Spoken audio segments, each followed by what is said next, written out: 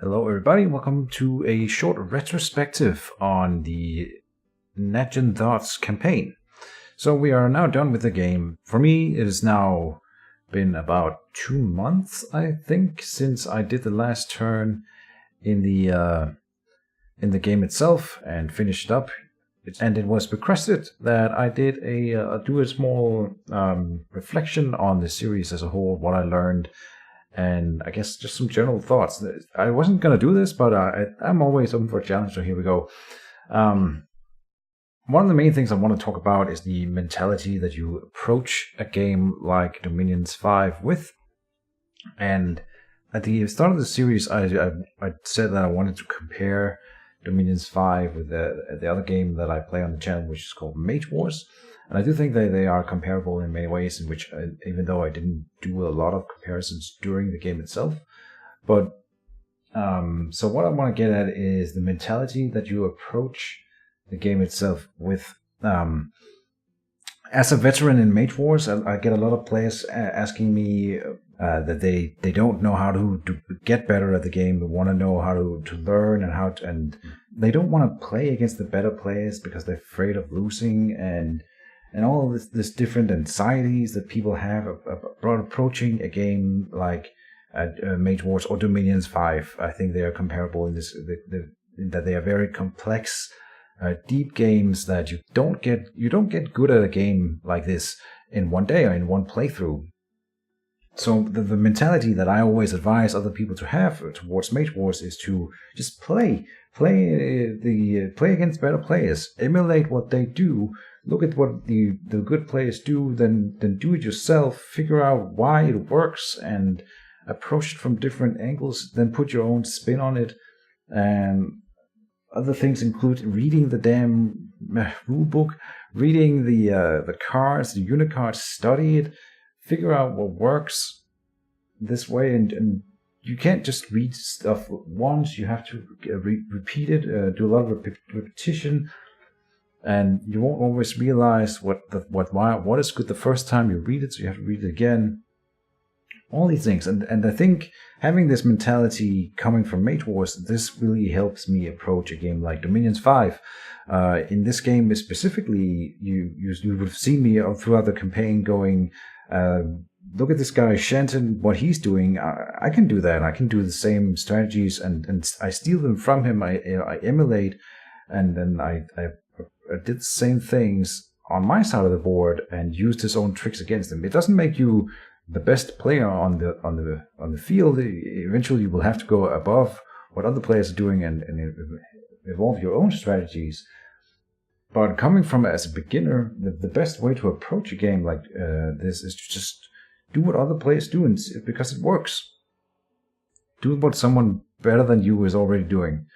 And that's one thing that I really think will help me in this campaign here. So we see a lot of the things that I learned throughout the game. I learned from my opponents simply, and not just that. Of course, I watched a lot of YouTube videos, and I knew sort of the things that I needed to learn, but I had never really done myself in a Dominions 5 game. Sort of how to. Examples include how to use mages well in a battle, and what equipment is actually really good, and making those and equipping thugs, what spells to use in battle, and how to make a good mage script, and what spells are really important to get down. These things you can watch YouTube videos and you think, oh, this makes sense, and you see someone else do it, and that's okay. You say, okay, now I know how to script a mage. No, you have to do it yourself 100 or 1,000 times before you get good at it and really know. You can put your own spin on it and say, okay, now I know that this works. This is how we do it. So throughout the campaign with Friwald here, we saw how that sort of played out, and coming into the game, I knew that my chances of winning were low, but I've spoken about this on end. There are so many circumstances that play into winning a game like Dominions 5. Free for all, there's just so many random factors, not just inside the game, but outside the game. like interplayer political things where I found an ally inside the game that, and then people were, having real life issues, dropping from the game. That helps me win the game. That even though that's not what I want, it does contribute to the winning of the game. One of my major advantages is also that I have a lot of time. I think I dedicate more time to games like this than most people are capable of or willing to do, and that definitely plays into it. I think I mentioned this throughout the series. If you want to be good at the minions, the first step you should cover, the first checkbox you should cover is to not stale in any of your turns. That really helps a lot. So stuff like this. So I definitely have a different, another advantage for me specifically being a YouTuber that most people, I guess, don't have is, and that helps a lot. And when you guys give me comments on my videos, I can implement these strategies and grow through that one, and that's really, really helpful. Not only that, and then because when I recorded the turns later on and voice, giving a voice to every thought, it makes you think about things in a different way, and that also helps you reflect on your choices during a turn. Not only for that turn specifically, but also internalizing your thoughts in a different way, giving you some sort of and it makes you better at remembering the things you've decided to do. And not only that, I can go back and watch my own videos and think, oh, this is what I was doing on that turn, and better sort of learn from it. I think I have been watching most of the episodes with you guys as they were coming out. Just when people commented, I would see the episode again and then respond to the comments based on sort of. It makes it a lot easier for me to comment back or answer your comments when I know what's going on in a specific episode. Which it was very time consuming, but I loved it, so it's okay. Now, other things to mention. I don't know. I don't really know what to say because I don't feel like. No, this is wrong, but I don't feel like I learned a whole lot throughout this campaign. Other than the things that I say here is to come in with an open mind and know that you are gonna be learning. And I had this approach going into it. I even felt like and I picked this game because it was supposed to be a silly game. Like I literally chose the most silly nation that I could think of, playing hobbits. And I made a silly god with a silly blast. So I think one of the things that we can do as a retrospective here is I'm gonna go into the game here and I'm gonna look at the nation again and sort of do a little, not a full nation overview, but just correcting some of the things that I didn't realize when I did the episode 0. We'll do the same thing with Bob. I created a new chassis for Bob. And I think we're going to do that right now. Just go in and say create pretend god here early ages. And then we will open up Friwald. Let's see if we can find them. So Friwald, I picked this nation because it was supposed to be fun and silly, but it's honestly a decent nation. It's not. I'm not qualified to say whether or not it's an overpowered or underpowered nation. I think it's a good nation. It has some really, really good units that I didn't realize were good when we started. It has good researchers in the form of the Fellows of Benevolence of Sigurd that have the philosopher trait here, and you get a nice selection of different magic paths as a base, which is nice. You get a little bit of disparity in here. And I think most importantly, and one of my favorites, is that we get an Astral 2 and potentially 3 in here. I don't think I ever got an Astral 3 out of it, but you can make it just with Astral 2, you can climb in Astral, and I think Astral is really one of the most important paths. So they are really good. Then the next one in line here is the Buried Consort, which I didn't realize how good these mages were when we went into the game. I think you should take some sort of death level for the death recruitment, and it's sort of thematic for the nation. It's not a requirement, but the fact that they get these two paths here, Earth and Death, you get as I realized in the campaign, we get a lot of we can cast the fatigue reducing summon earth power, and then do a relatively decent Skelet spam just with these mages. And they aren't the best Skelet mages, but they are the best Skelet spam mages for the cost. Like, I don't think I've ever seen any Skelet spam mages that were this cheap in anywhere else in the game. So the Buried Consorts are really, really good battle mages. The other commanders are not really worth talking too much about. I like the High Priest, having a level 2 priest, but it's not like a super priest or anything. You do get an Inquisitor, and the Elegist, I suppose, is fine. So nice diversity. The Buried Father is good for climbing in death, which is really nice. You can potentially get a death level 5 or even just level 4, which is nice. So they are really good to have in the nation, though you don't want to recruit a lot of them. Then I think the Bird Initiates are not super trashy. They are decent minor thugs, and you can equip them with some bonus weapons to make them feel good. Other than that, the Captain is nice for some inspirational bonus here, and I use them a lot for the stealthy thing, so you can do stealth raids, giving a lot of flexibility in the commanders themselves. And then in the units themselves, I was really disappointed in the Friwald's Ghoul infantry.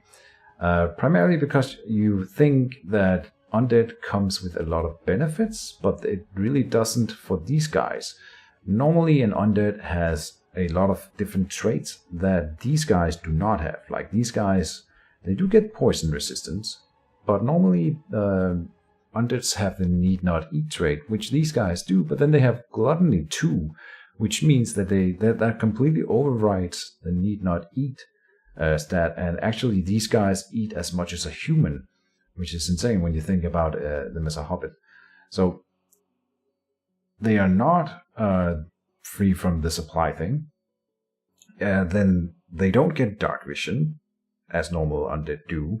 They don't have cold resistance, which most normal undead do, and they don't get the poor amphibian trait, so they can't walk underwater. All in all, these guys are just really, really bad undead. They get all the penalties for being undead in form of being banished by priests. So they're not good. They are really bad, and they're cheap. Right? And you can probably, if you're fighting a poison nation, they're decent. Maybe there are some other things that affect living where you can say, okay, at least we have some undead troops we can recruit as a base, which is not a bad thing. Then the Friwald's hammers, I think, are decent. Just decent infantry for swarm infantry. They have shields. I never recruited a slinger, and I wouldn't recommend anyone to do that. Now, then we get to the Friwald's lancers, which I think are absolutely the best standard troop in this nation. They're so good. Defense skill 18 is high. Normal for cavalry is having them high, but this is higher than most. And then they are really, really cheap, and they have 3 attacks, one of which I thought was pretty good, but not really, no. But they have 3 attacks and high defense, so for most, and they're fast and they're stealthy, right? So for most normal mundane troops on mundane troops, these guys will outperform, I think, most things, except those that they cannot hurt because of high protection. But for just raiding, these guys are really, really good. I like them, and then I do like the Avenging Nightblades, though you shouldn't build a strategy around them. Not that I was trying to do that, but I don't think you can. The second Were Hyena form is decent, and for the price, they are all right. As a sacred unit, you shouldn't build a sacred strategy around Friwald at all. I think the main thing, if I had to play them again, I would recruit more Buried Consorts earlier on, and focus more on getting enchantment up to Horde of Skeletons as fast as possible. And that leads sort of into my my upgrade of Bob. So if we had to do this again, let's see, I'll find my new created pretenders here. We have Bob. This is the old Bob. he took Undying and Undead Command here, which I found out we don't need because we have so many people that can command Undead already, and this is only for the holy units that we don't really recruit, or holy commanders that we don't recruit anyway. So this is useless. Half Dead was a swing and a miss, because again, it's only for the holy guys and the sacred guys, and we don't have enough of them to really warrant this, and it's just useless. Then Resilient is HP, which I think is fine, but then I doubled down on poison resistance, which is definitely a waste. And then I think my scales were sort of alright. I was surprised that he was actually dormant, but that's what I'm going with again. So I'm not sure this is a good chassis for Friwald at all, and I have not yet mastered the art of building an unbalanced pretender, if you want to put it like that. So the rule for making a better version of Bob is that it has to be the same chassis here and sort of the same idea for him, but rebuilding him in a way that he is better than this, at least. And here we have Bob reborn. The Pantocrator, if he ever returns, will look like this. So he's dormant again, but I adjust the scales a little bit. We focus less on the Dominion itself, and then we have higher order and lower sloth, giving the researchers from the capital, what do they call, the fellows of the Primitive Secret, will capitalize more on the sloth, and we never use resources as this nation anyway, and not a lot of gold, so I think this is fine.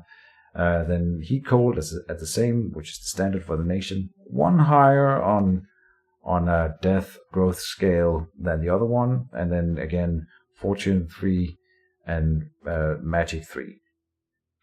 But that left me somehow, I think because of the lower Dominion and lower Sloth, we could now go into Earth 4, which I think is fine, having some more magic on Bob, and we go Unbreakable, which is, now I'm looking at it from a different angle here, which is the angels that we get later in the game. Their major weakness was the afflictions.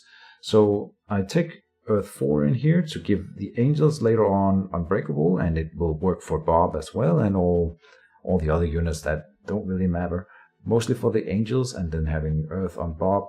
And then just Undying 4 and Resilient 2, which gives, it's really good for smaller units, as the Avenging Nightblades, they will be more tanky, and there is a lot of them, so you get a lot of value out of that in them. They get effectively 10 extra HP out of this, and they get it twice for having 2 forms.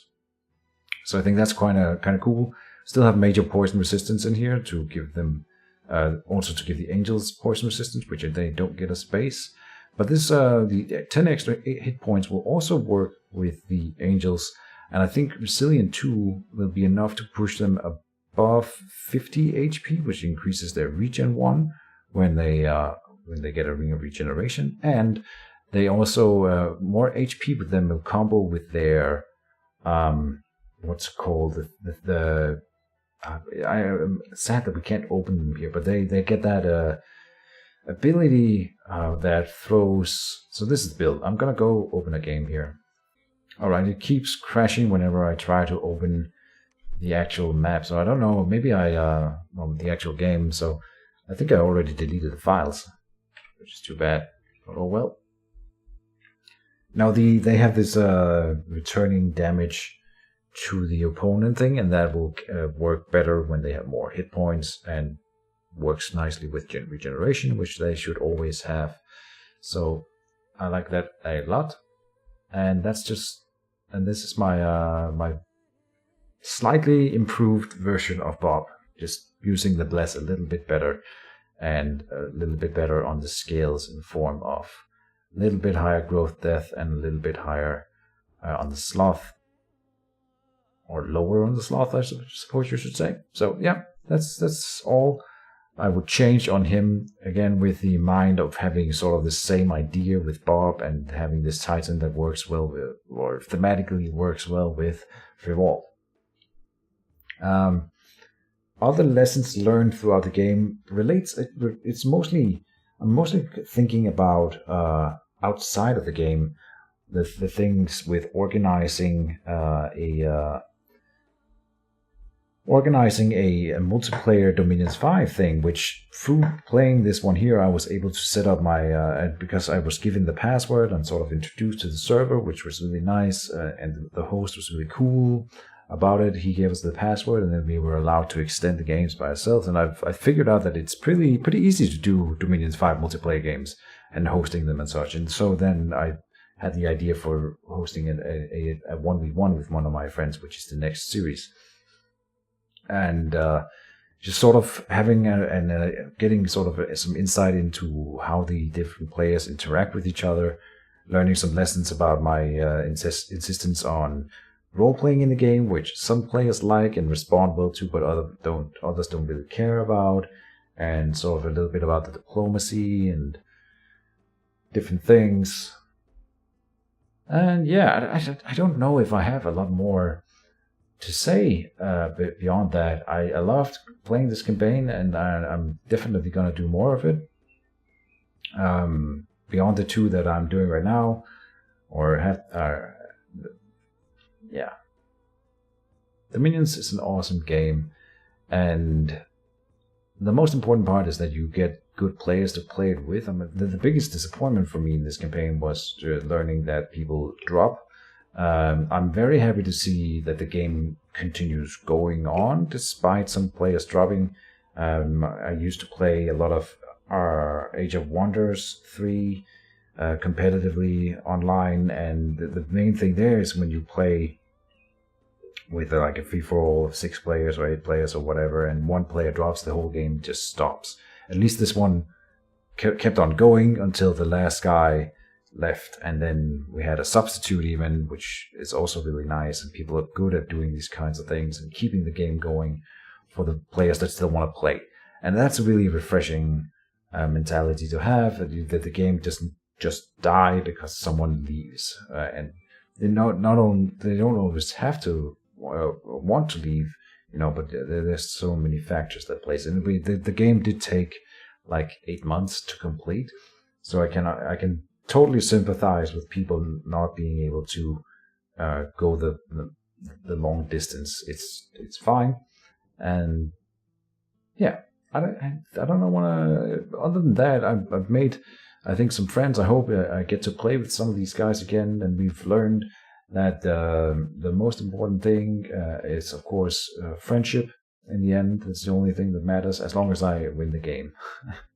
And with that, I'm gonna cut it short here and say thank you guys for following the series, and I hope you will enjoy the next ones that are to come, and see you in the future. That's it for this time. Bye bye.